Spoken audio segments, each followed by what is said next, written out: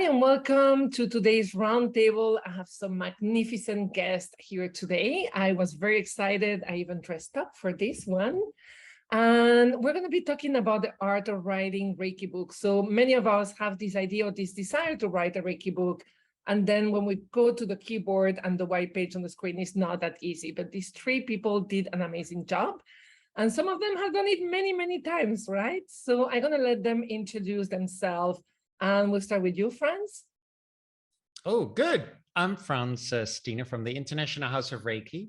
I co-wrote the Reiki source book, the Japanese Art of Reiki, your Reiki treatment, the A to Z of Reiki, and then I wrote the Japanese, the Inner Heart of Reiki, too many books to remember, the Inner Heart of Reiki, Reiki Insights, and my new book, what comes out hopefully next month, end of next month, and it is The Way of Reiki, the Inner Teachings of Mikosui. Awesome. Thank you so much. Nicholas. Hi there, everyone. My name is Nicholas. I'm the author of Foundations of Reiki Ryoho, a manual of Shoden and Okuden. I've also written 5 books on gemstone therapy and a book on flower essence therapy. And I have to say, I admire your discipline because you crank quality books like quite consistently, which is not something I'm good at. So we'll be talking about that. Elise, tell us. Hi, thank you for having us. I'm the author of one book, and the difference is I'm a co-author. And so the book, Reiki, A Self-Practice to Live in Peace with Self and Others, was co-written with my colleague, Nancy, who couldn't be here today to join us. So I'm just beginning.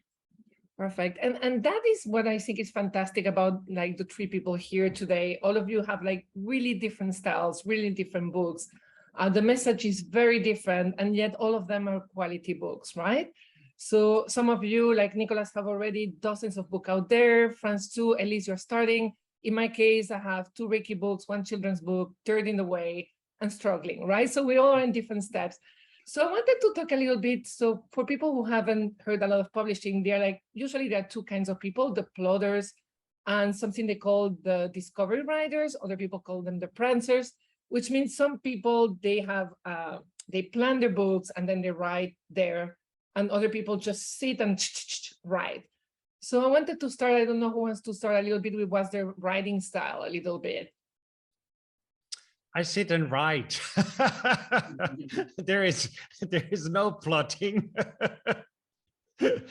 I'm not so good with plotting. So for me I think also if I look at my books, we wrote, for example, co-wrote the Reiki source book, what was kind of the first Reiki book of its kind in that way, where it really looked at a lot of the different structures within the system of Reiki. A lot of people after that actually have kind of copied it in lots of different ways, what is quite great in a way. But that was very much a structured book, but I co-wrote that. But the books, what I've written myself, The Inner Heart of Reiki, Reiki Insight, and my new book, The Way of Reiki, The Inner Teachings of Mikosui, that is really more, I just sit down and it just flows. And because they're quite different books, if I look at it, and they really come from my own direct experience. And for me, that should not be plotted in a way. That is a good point. Any one of yours are plotters or non-plotters like Frans? I'll add on. First, I would say that the co-authoring, as you know, from some of your books, Frans, it's a whole magical unfolding of its own. So I would have to say it just happens, and there's like 2 consciousnesses and 2 hearts and 2 guts, right? But each of those are connected to all the people that each of us knew and all the experiences each of us had. So we would get together in one room in person. But there were a lot of people there. And if you know what I mean, and a lot of experiences there. And I think that that made for more what Frans was talking about, just it flowed out. And only afterward, I think there was a structure. Like we were able to put a structure on it afterward. We certainly knew we wanted to cover certain topics. And that's about it for the structure ahead of time. Did I address that okay? Yeah, no, and reading your book, what I love about it is like, again, every one of your books are very different, right? They're all about Reiki. In your case, you know, it's really how to use the precepts and Reiki practice for different demographics and different people. So it's very practical. So I can see how that will make sense, because you need to have an idea of what you're going to cover. But then, yeah, it changes, which is a little bit my approach. When I write a book, I'm like, oh, it's going to be a book. Basically, it's because of the drawings, right? I need to plan because the drawings, but then the drawings take a life of their own. The interviews also go where they want. So for me, like, unlike Frans, I do need a structure, and I see Elise you tell me to start from. And there I flow, like it's not completely firm, although sometimes I'm like, that's not what I planned. Nicholas, how are you? Because again, you have a consistent output. So is that really flowing, or there is a little bit more of planning into that? Oh, there's lots of planning that goes into all of my books. I am not very effective at writing if I don't have a clear outline.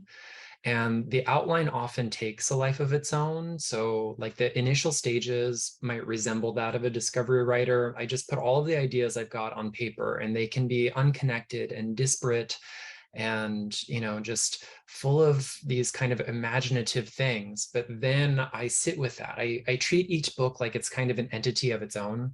And it's like I sit with the spirit, the consciousness, the spark within that book, and let it reveal the inner structure from within. And then sometimes I have to translate that in ways that are maybe more structured than the imagination would prefer, only because I have to have something I can go off of to deliver it to other people in a clear and concise way. My brain switches from very linear thought to very non-linear thought in my kind of creative processes, but non-linear books don't make for clear and concise submissions to publishers. So there's got to be that inner structure. Yeah, and I think that is a point too. Like, I'm self-published, so my process, even though ironically is more similar to yours, like I have the freedom to do what I want. I don't have a deadline. The only time I was published by editorial, they gave me the structure, and I had like a 6-week deadline, and that was like, right? So, but I think that is the important thing. Is the first step to writing a book is discovering what kind of writer you are. Do you need to be in the flow, like Frans did his last book, like in a week, or do you need like probably Nicholas and I are like more like we come up with these ideas and then we structure them, or Elise, who is actually, again, doing the process with someone else, right? And co-authoring, I did too, is an art as well, because unless you have very good chemistry, it can end up being a little bit of a torture, right? Of course. And I just wanted to add and take off from Nicholas talked about that translation piece. That really spoke to me, because we can get up here, especially our book, which is for everybody and anybody, not necessarily people who are familiar with Reiki practice and teachings. And so that translating part was really important to us too. And thus more like a lot of analogies and metaphors in the book. So, well, this is like this, and this is like that. So I just wanted to underline that. And I think that's important, because at the end, the first thing you need for your Reiki book, obviously, is a point of view, but also who are you talking to, right? So, yeah. Frans, if I'm not wrong, you're probably talking to people who are into the practice. Elise, you are not. Nicholas, from what I read about you, at least people who are really interested in the practice, right? So did you know that at the beginning, when you wrote your book, did you have a clear idea who you were talking to, or that also was flow? We knew. Yeah, ours was easy. I think for me is I actually know people who've contacted me who've never knew about anything about Reiki and read the Inner Heart of Reiki or Reiki Insight, loved it, felt something within themselves while reading it, and through that actually wanted to do Reiki. So for me, that is also not always necessarily that It is for people who practice the system of Reiki, but it's can also be a trigger. I think we pick up certain books. For example, I like certain Buddhist books. And in some of these books in the beginning, they say, well, you pick this book up because there is already maybe a karmic link that you pick it up. And sometimes I think as people, we pick up, maybe we don't know anything about Reiki, but we like the cover, or it's something what calls when we hold the book, or when we flip it open in the right moment and something jumps out and we feel that within ourselves, and then we might buy the book, and then we rediscover, actually, hey, this sounds interesting, maybe I should check out this Reiki thing. And that can also be a wonderful trigger. So I don't really see it in my writing, this is for existing Reiki people or new people, or I think really it's wide open. And I think when we keep it more wide open, then also that manifests in a way in our writing style. That is interesting. Yeah, I basically, because lately I'm working on interviews, probably it's more Reiki practitioners, but a lot of people have seen the interviews too, and they're not Reiki, right? So absolutely as well. Nicholas, what about you? Did you have a clear person in mind, or was it also very open? Yeah, I mean, there were several, I'd say, demographics that fall under the umbrella that the book was kind of written to, maybe not for, but to. Definitely extant practitioners, people already with experience, because the way I approached the research was very interlineage, finding common threads, tracing things back to the heart and core of the practice. So that way we could have enrichment no matter what our experience or awareness looked like within the system of Reiki. And then quite selfishly, I wrote it to be my classroom manual for first and second degree. So, you know, I definitely had my own students, current, past, and future in mind when I wrote the book. That again, another similarity. That's my drawings and book also. It started as a manual, then it's like, oh, this could be a book, right? Mm-hmm. So I've been interviewing a lot of people lately, and a lot of them is like, I have a book in me and I'll write it one day, right? And I hear that a lot. And then I interviewed two ladies, Amanda Jane and Silke Kliman last week, and they said, listen, there are so many Reiki books, unless you have something really important to say, like rethink it, right? So what made you think, okay, this book is really worth it, this goes, what made you go from that desire many people have from writing to like actually producing this book in reality? Actually, I see it really different. What is really, I don't write the book for anybody. I write a book for myself. And this is, I did the same with the Inner Heart of Reiki, Reiki Insights, and my latest book, because for me is due to my own practice, I want to get it very clear in my own head. So for me, actually, when we have this direct experience through the practice, so since 2012, been training with a Japanese priest in Japan. And through that, I gained a really very interesting insight in Mikasui's teachings and the tools he used. And so when we not just only intellectually use that, but really sit on our butt and do our daily meditation practices, or when I went to Japan, you do like a week and a half, probably about the last week and a half was about 20 hours a day. You sleep for 4 hours, well, maybe 3, then they wake you up. And through doing that, for me, all these things come to the surface.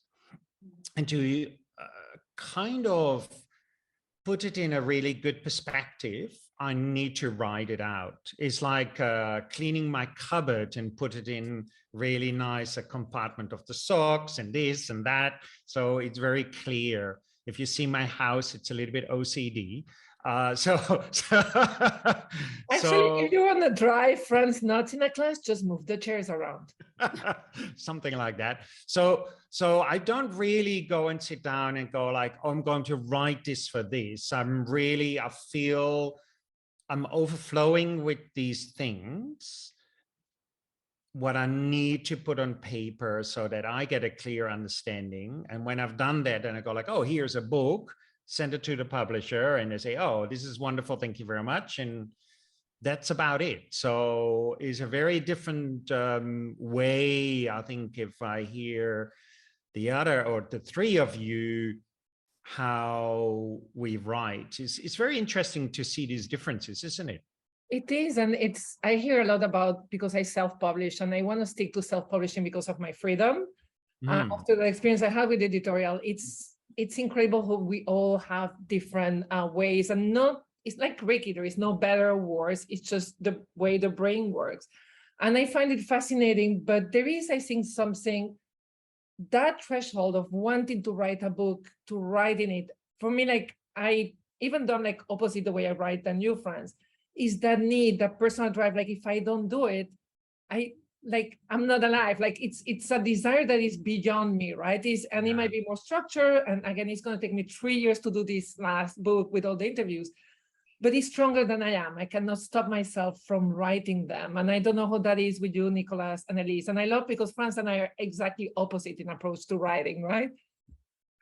I don't see it as all that opposite, because I'm sorry, Nicholas, did you want to go? Oh, no, please go ahead. From what Frans says, writing clarifies. And one of the things it clarifies is what Natalie said. It clarifies what really matters. And you want to write what really matters. And really what matters to you or me is going to change as we develop and grow, right? Absolutely. And so I don't see it as that different. I mean, processes change, and dynamism, and like that's why I think I have trouble like answering the questions like specifically, except I'm a co-author. That's easy. Right? That was easy.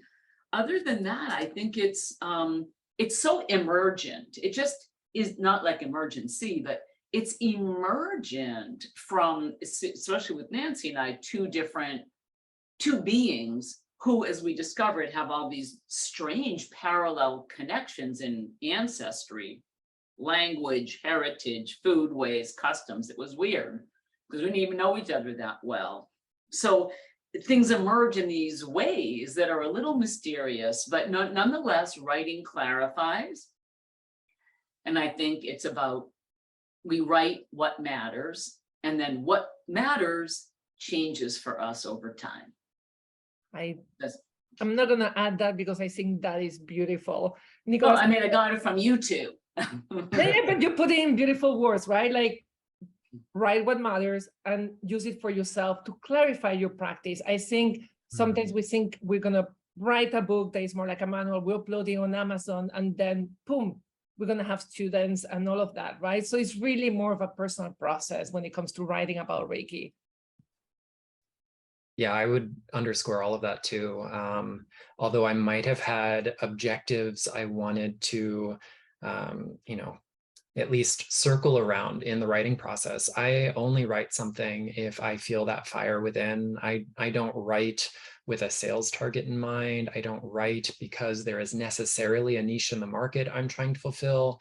I write because it fuels me inside and out. It fills my heart. I write because there's that ardent fervor some days, and other days it's the challenge.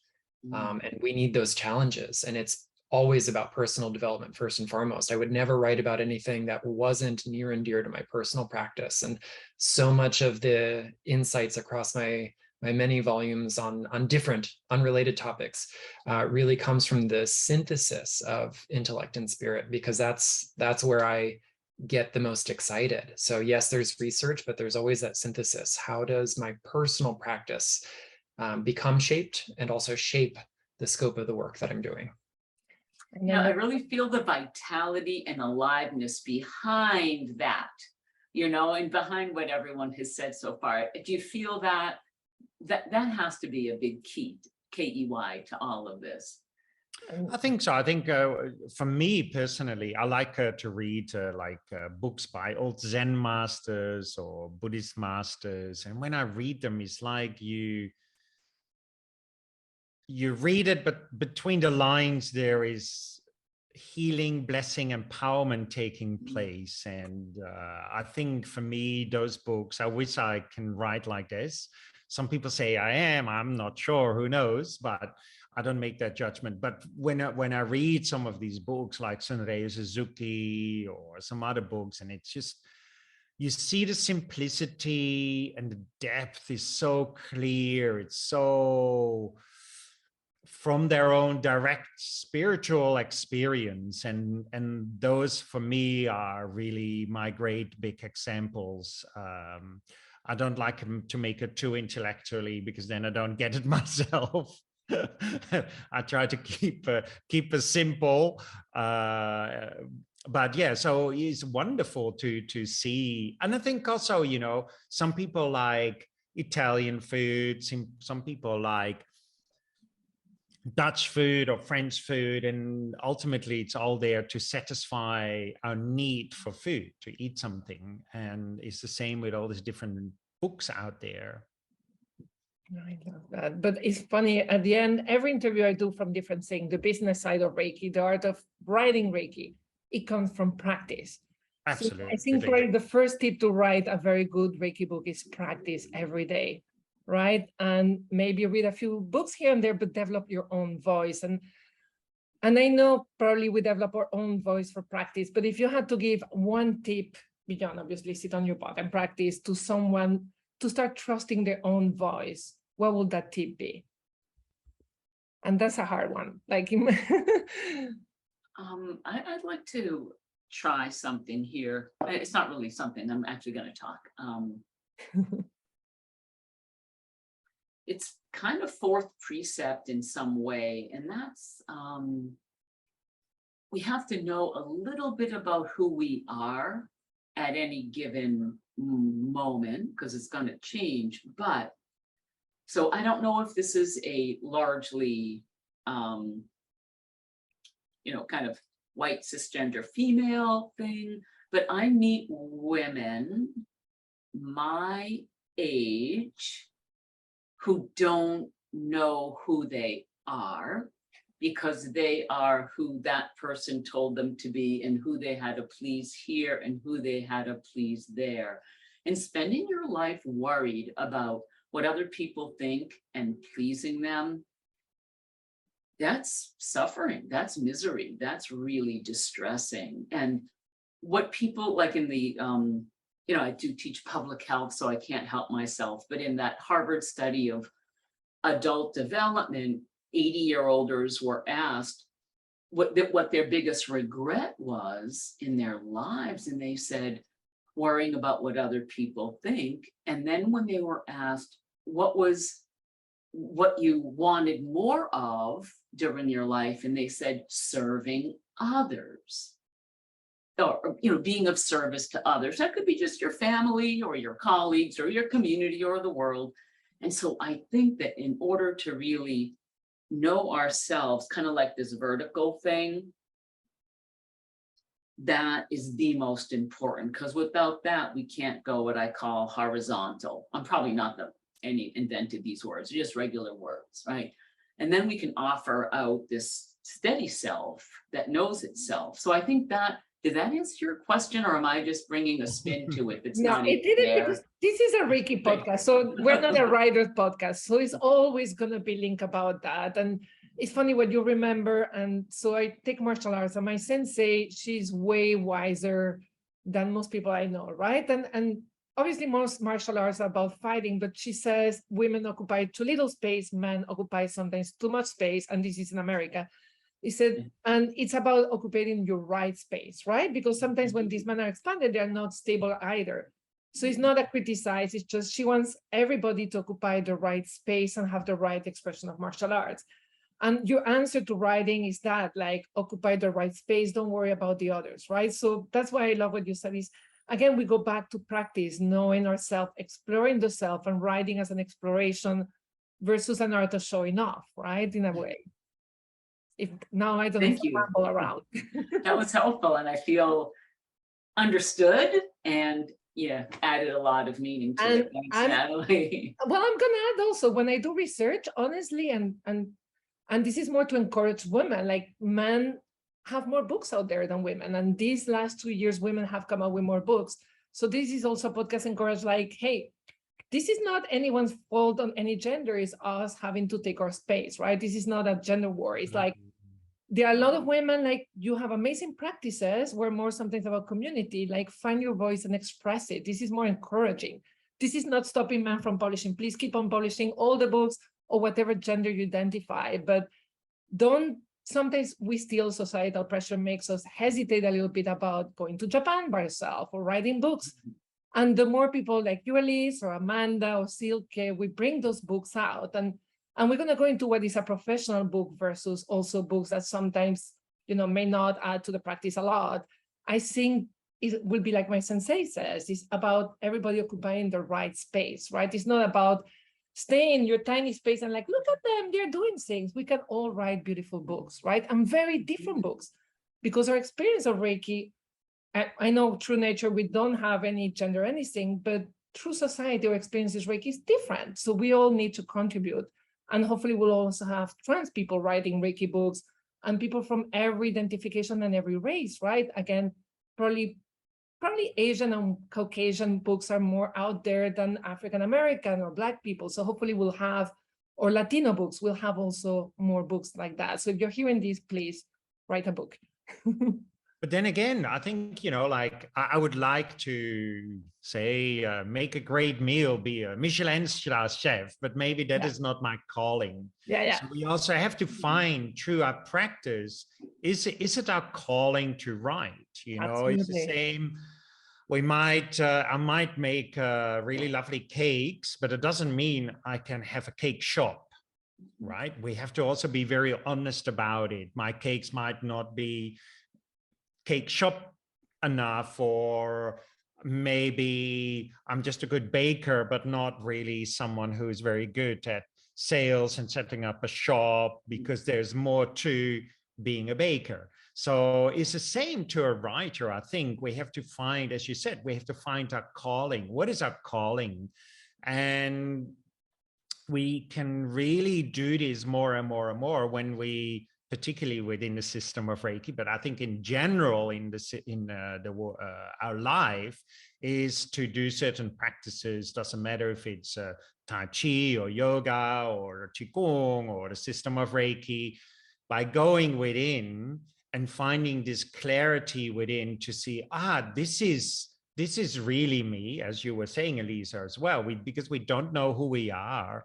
And then the more we start to know who we are, then we can find our, as in Japanese, gyo, our pure experience, who we are.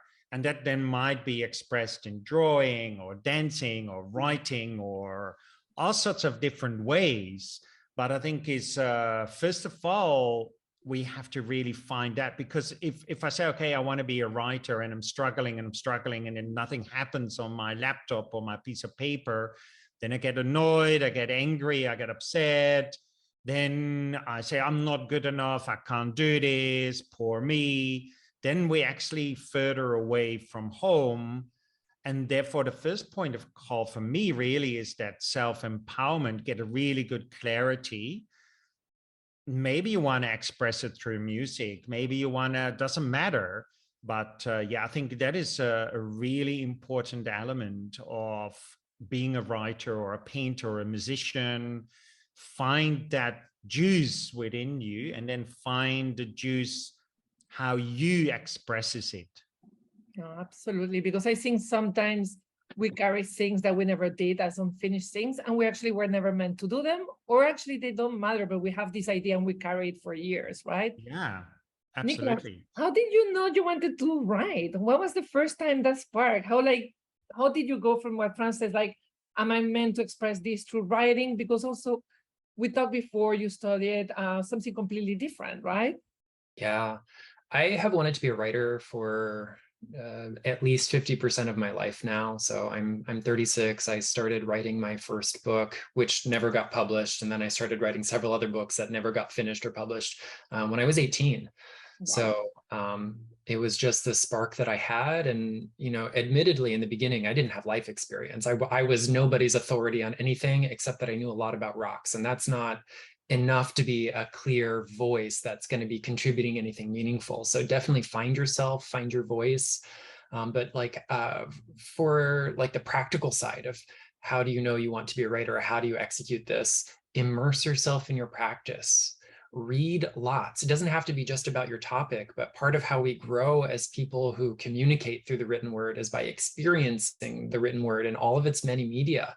And then, you know, to kind of underscore that fourth precept again, Gyo Hageme, like do your work with diligence, show up with your whole heart in the work that you're doing, do it consistently, and do it from that space of non-attachment. So when I'm in active writing mode, I have daily word targets, which are flexible. And they're definitely tangible and achievable. They're not like out of this world. So some days, you know, I'm a human, I struggle, and that's fine. But then other days I write 4 or 5 times what that minimum word target was, and it all evens out in the end.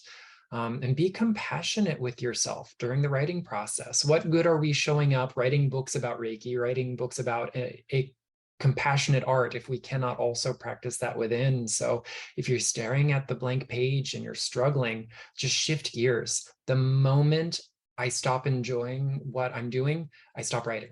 So that might mean that I write for 15 minutes. That might mean that I write for 4 hours, and have something else you can do to shift gears. Just from the practical side, I play the French horn. I don't profess to play it very well, but I've played it most of my life.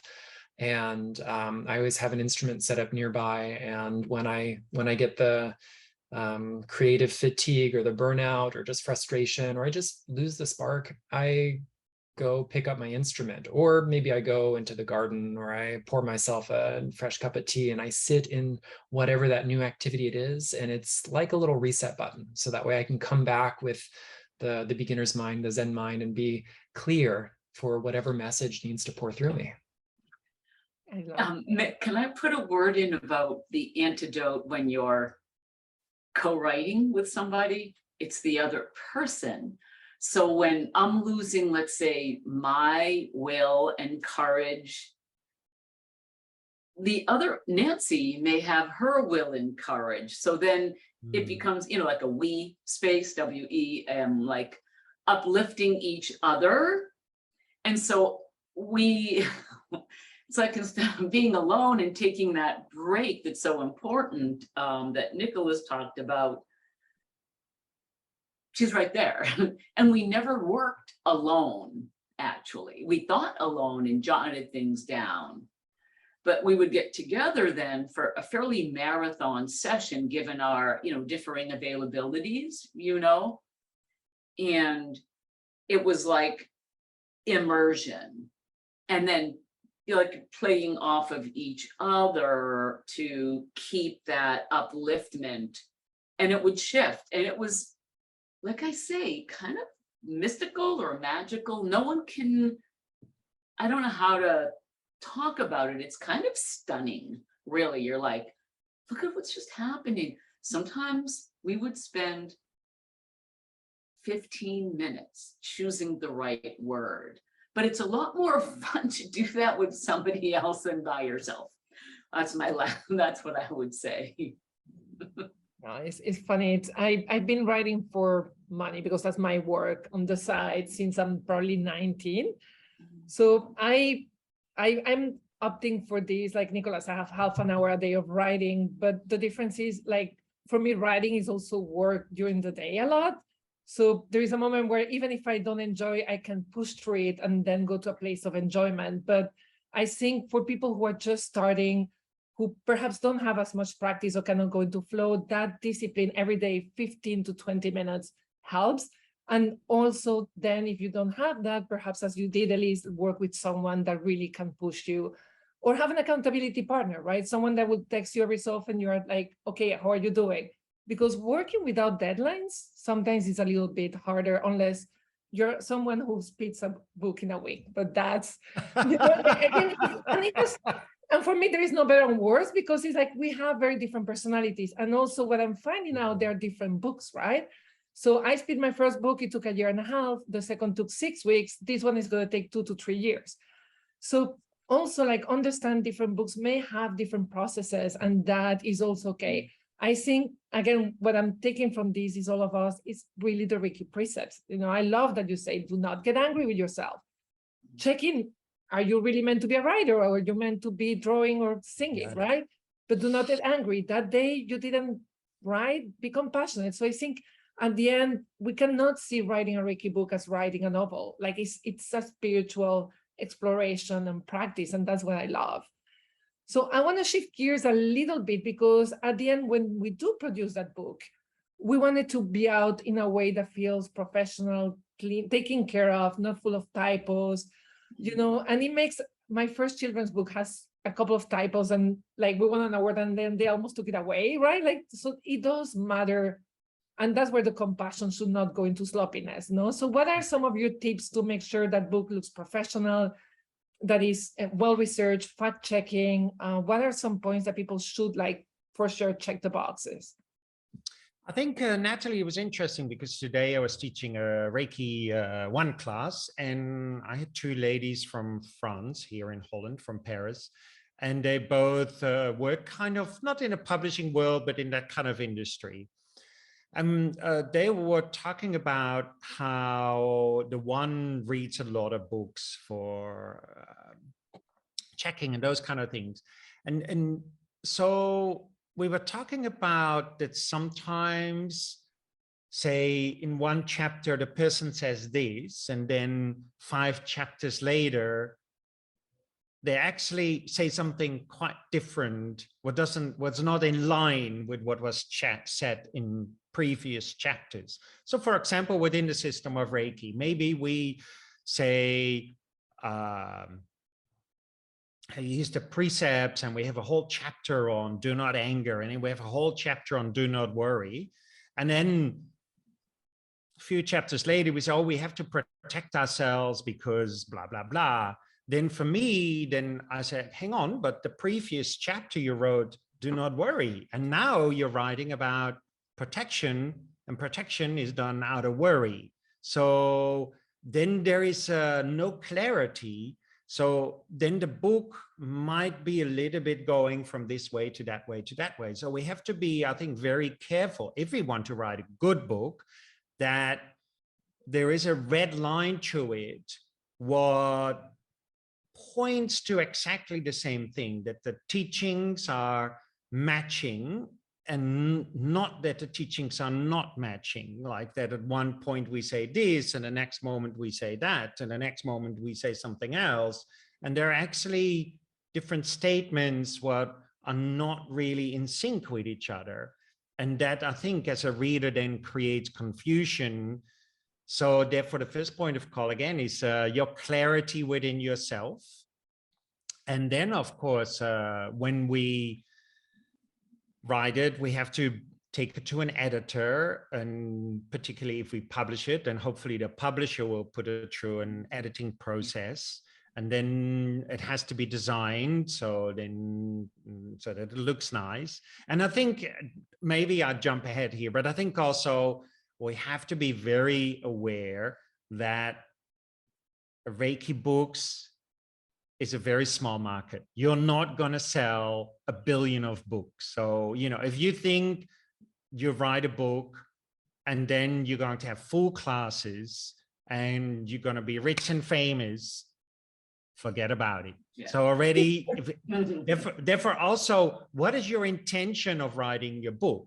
You know, I knew this one person, and he said, well, I'm going to write it so I get full classes. He actually got it from a really great publisher, and then went somewhere and only had 1 person in the class. So it doesn't mean you're going to suddenly have amazing classes. First of all, your book needs to be unique, needs to be a bit different than other people, because there's 1 million of these books out there, you know, or like just Google Reiki books, you get so many.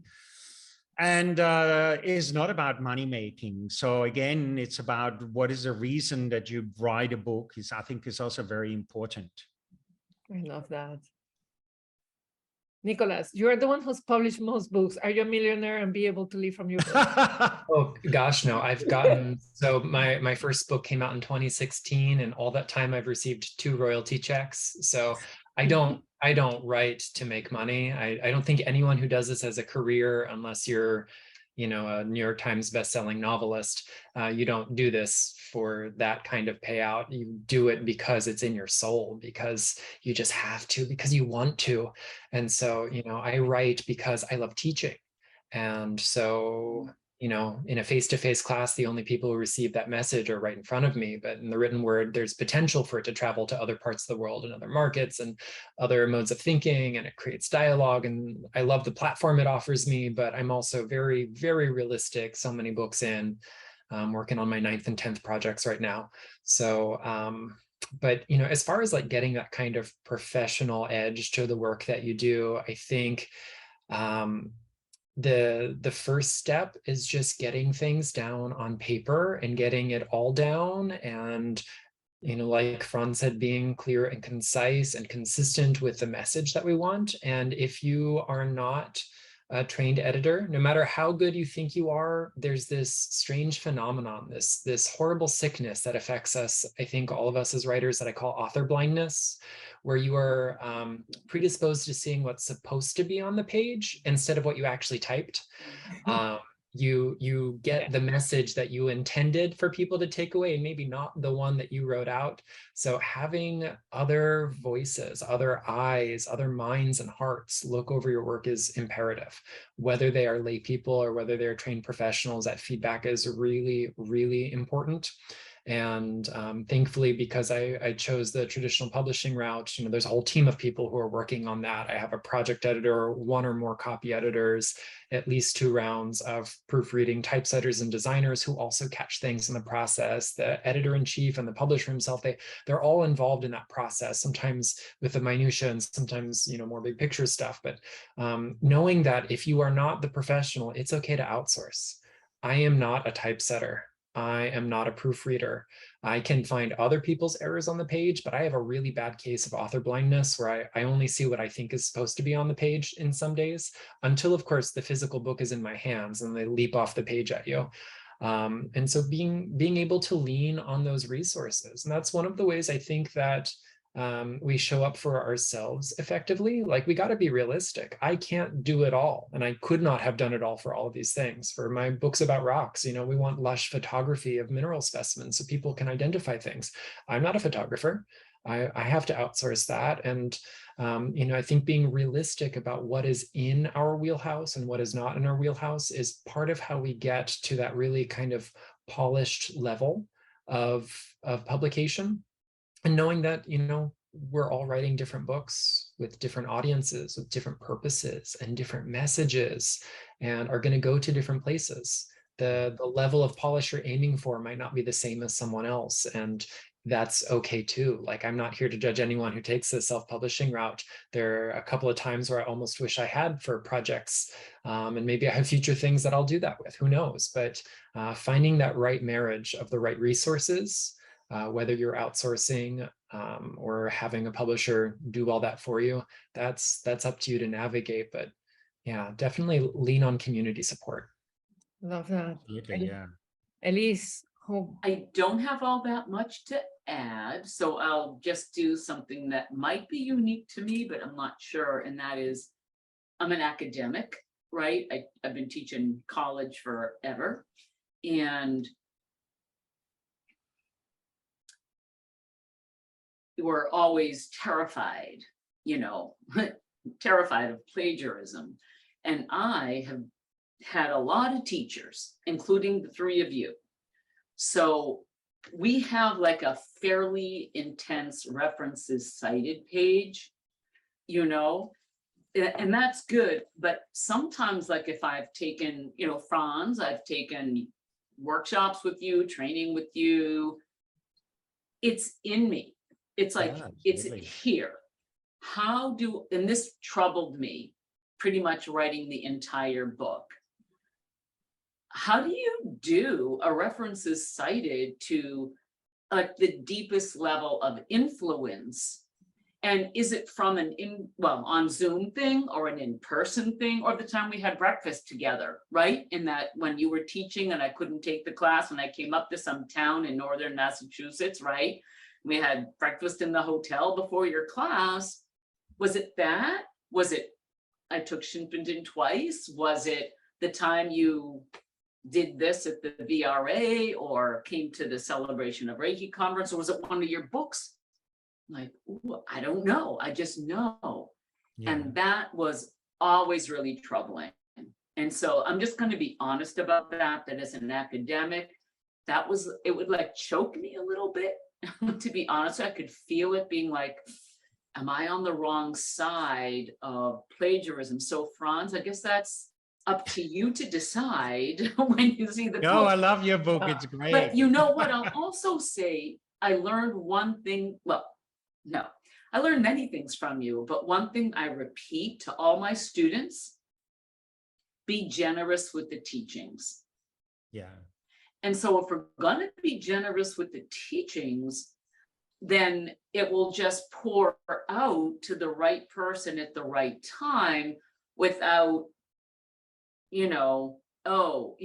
open parentheses, Stiene 2015. Close parentheses, right? Breakfast, yeah. So I'll just throw that out there. But other than that, I mean, I agreed with absolutely everything that Frans and Nicholas said. Everything.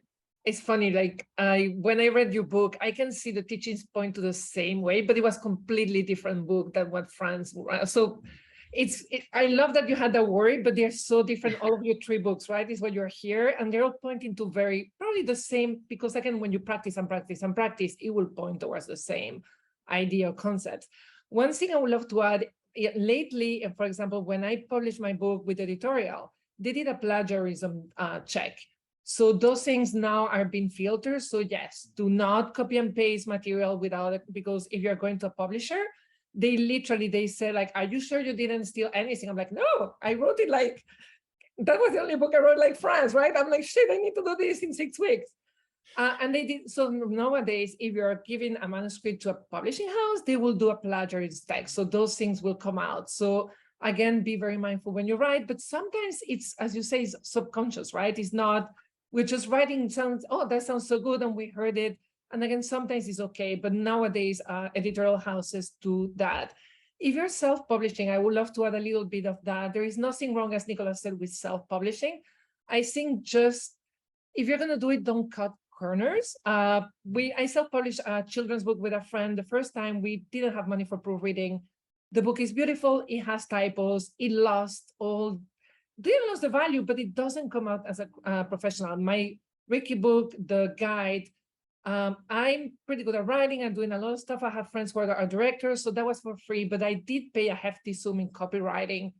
And again, she calls things that were contradicting. She called a bunch of typos, especially because English is my third language. So you have to invest, and the return sometimes is not, I was able to have the drawings for the cover. You're not always going to have the return, but again, so check that. I have a friend, she did her own book. She doesn't have the skills I have. She paid $3,000 to $4,000 to publish her book. It's a gorgeous book.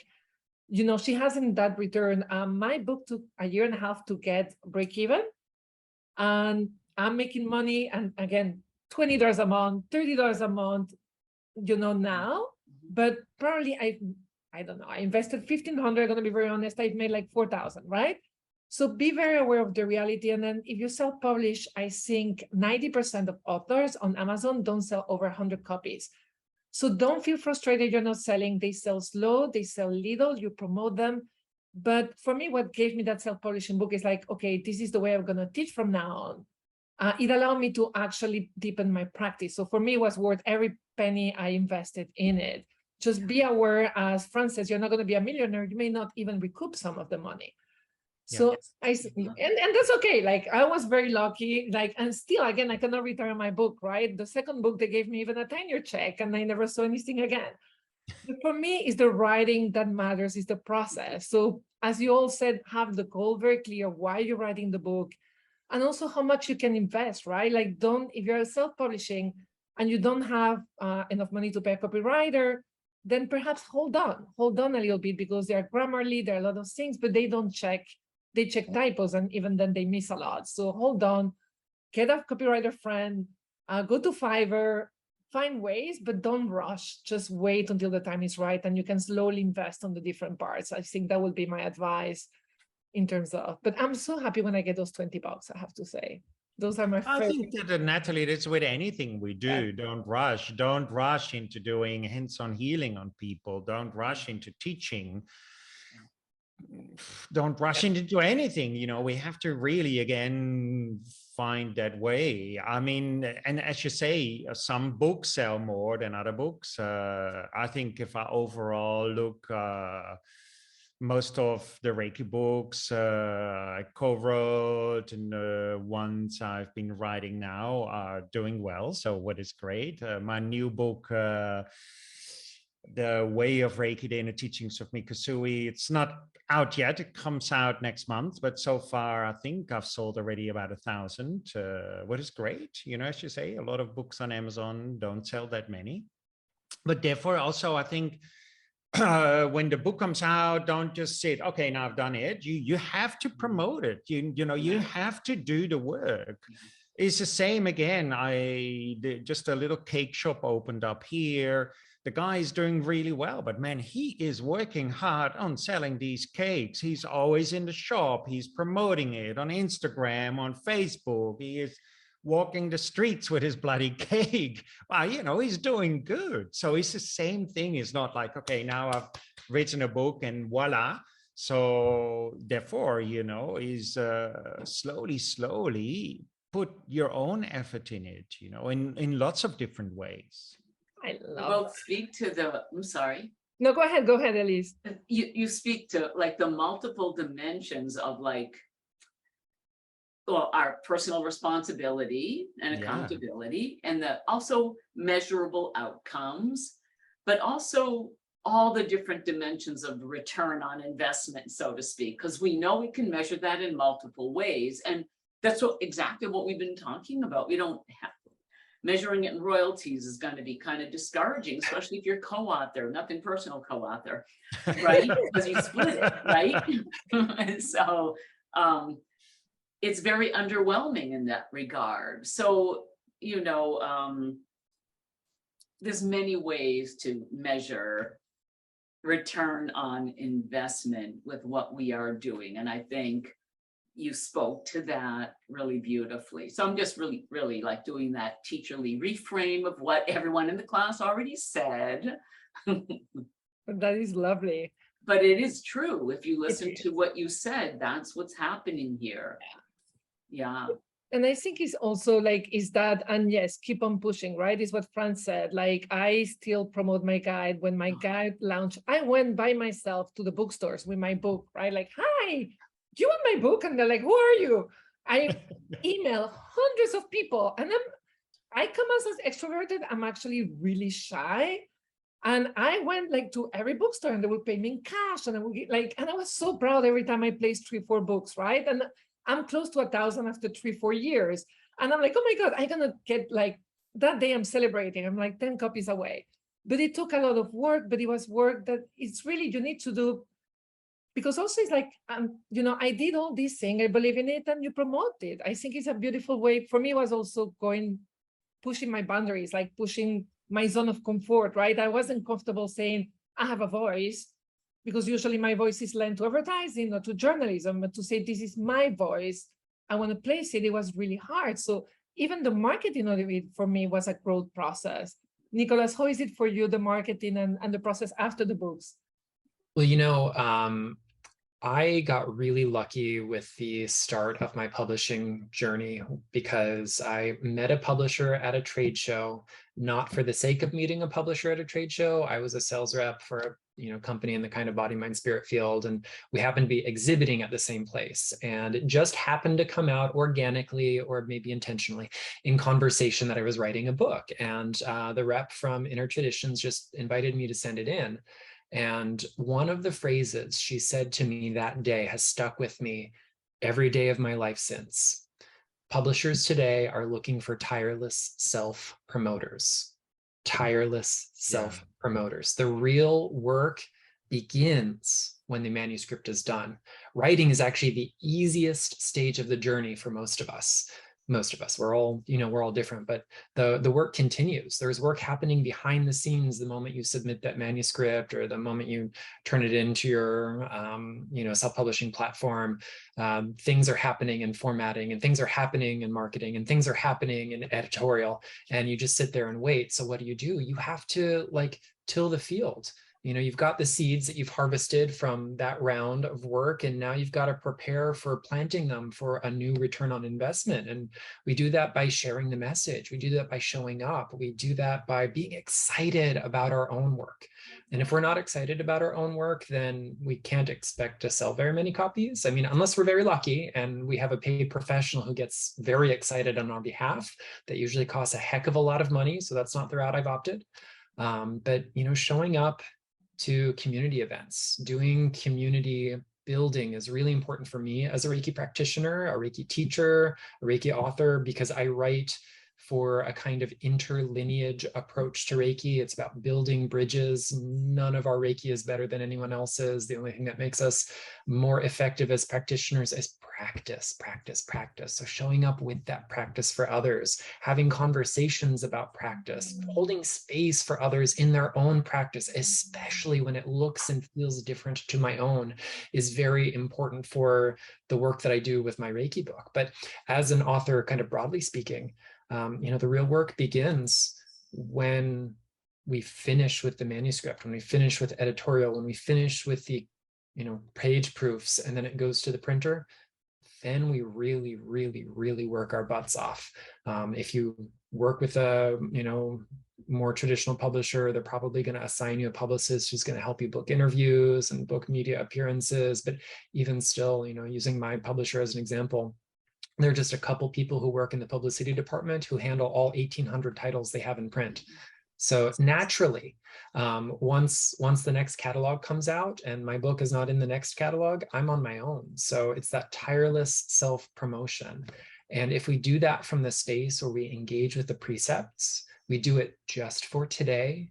We do it angerlessly when we fail. We do it worrylessly when we're uncertain of the future. We do it with thankfulness each and every opportunity. We do it with diligence, and we do it as a compassionate act for self and others. Then we're effective. Effective doesn't always translate to dollars, and that's okay. It doesn't have to. Effective for me is showing up for the community. Effective for me is ensuring that we all get a little bit closer by understanding one another's practice better, which was one of the motivations in writing my book. Yeah, absolutely. I think I agree, Nicholas. It's really well said. And it's that was one of the first reasons we wrote the Reiki source book in 2003. To bring that together, to see the similarities and differences. But I agree, you have to, when you speak about it, be enthusiastic about it, show that you love your book, that you loved your writing, that you love the whole process, and not just like, yeah, that was nice, here's my book, thank you. Then nothing is going to take place, because people can feel it. They need to feel. And I think, what I said as well of those Zen masters, for example, when you open it, you read it, you feel something touching you really deeply. If we can interweave that in our books, even fantastic, but we still have to promote it. And I think in the next week, I'm doing about 8 different interviews about the way of Reiki, the inner teachings of Mikosui, on lots of different platforms to promote it, and I think is a really important, as you say, Nicholas, as an author, to not just sit still after you've written a book and say, well, that's it now, all the dollars are raining in. $30 are raining. I want to add a point to something Nicholas said, which was really struck me, and I know you had this experience, so it needs to be named. And that is, so you talked, Nicholas and Frans, about showing up for, the community. But don't forget, and I know we felt this, the community shows up for us.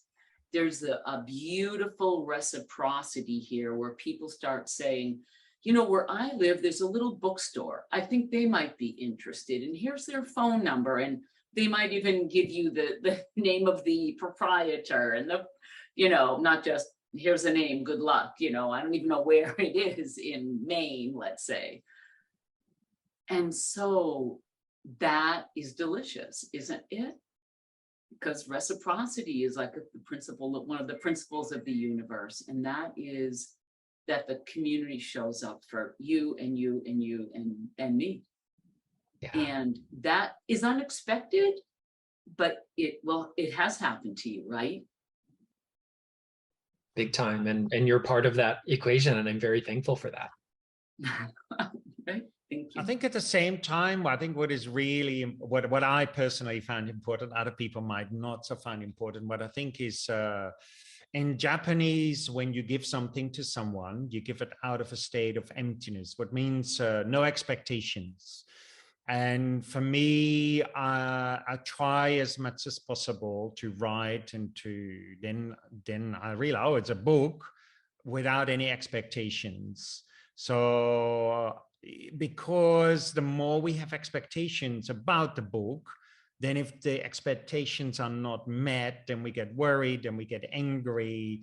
So if we know a little bit about the concept of emptiness, then try to really work from that space, because then it doesn't matter whatever happens to the book.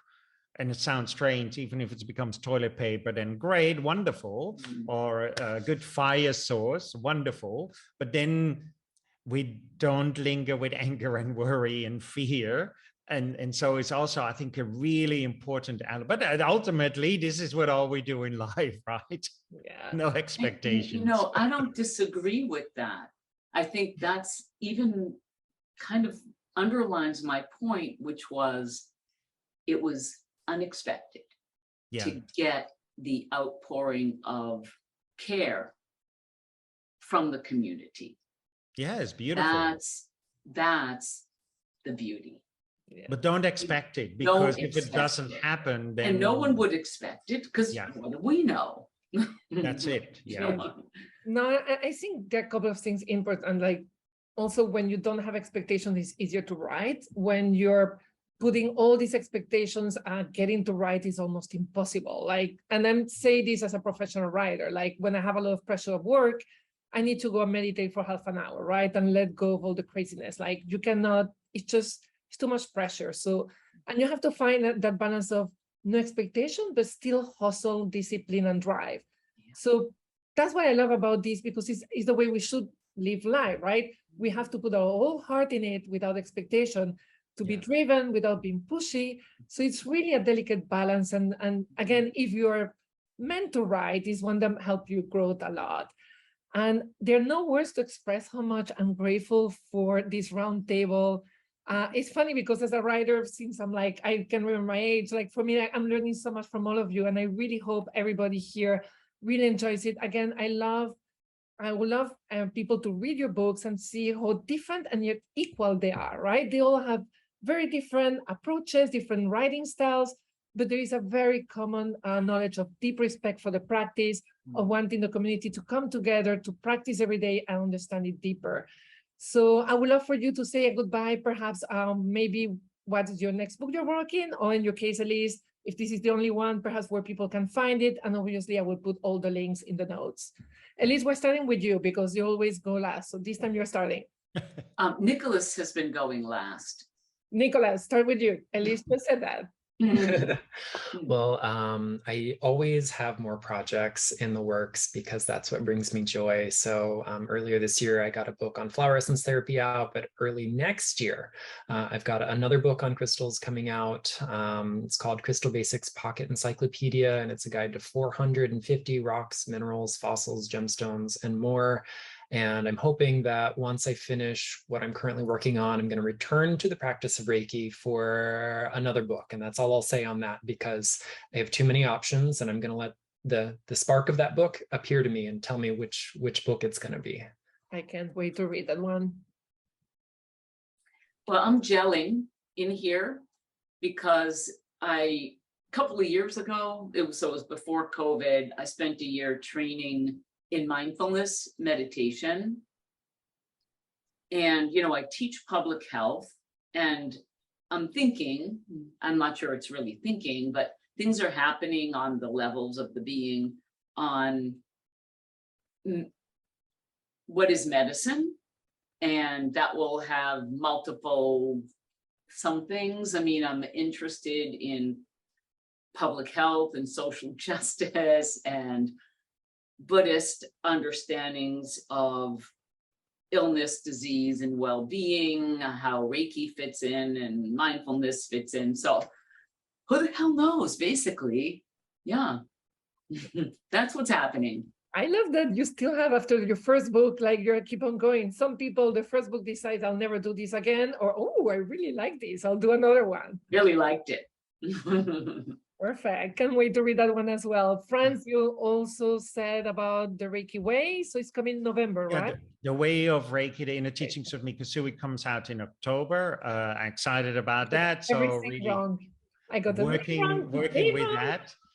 I'm a little bit of a different writer. I describe it in a strange way.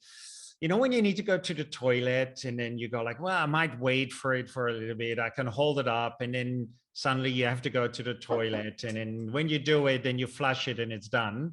Kind of that's how I work. I'm not going to say, oh, next year or in 2 years' time, I'm planning on this. It needs to be almost ripe. And then this is why then I lock myself in a room and write for 12 hours a day or maybe more, and have kind of finished in a very short period of time. Mm-hmm.